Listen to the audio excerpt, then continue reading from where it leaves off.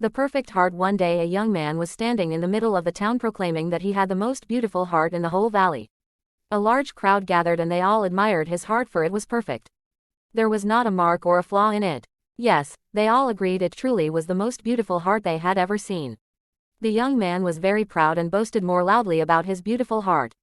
Suddenly, an old man appeared at the front of the crowd and said, "Why, your heart is not nearly as beautiful as mine."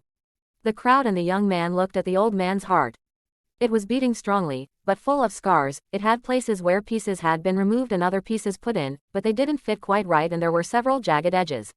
In fact, in some places there were deep gouges where whole pieces were missing. The people stared. How can he say his heart is more beautiful, they thought. The young man looked at the old man's heart and saw it state and laughed. "You must be joking," he said. "Compare your heart with mine. Mine is perfect and yours is a mess of scars and tears." "Yes," said the old man, "yours is perfect looking, but I would never trade with you. You see, every scar represents a person to whom I have given my love. I tear out a piece of my heart and give it to them, and often they give me a piece of their heart which fits into the empty place in my heart. But, because the pieces aren't exact, I have some rough edges, which I cherish, because they remind me of the love we shared. Sometimes I have given pieces of my heart away, and the other person hasn't returned a piece of his heart to me. These are the empty gouges. Giving love is taking a chance.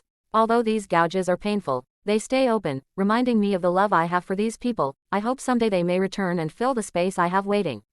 So now do you see what true beauty is?" The young man stood silently with tears running down his cheeks.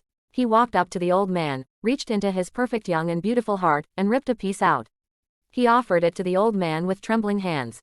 The old man took his offering, placed it in his heart, and then took a piece from his old scarred heart and placed it in the wound in the young man's heart.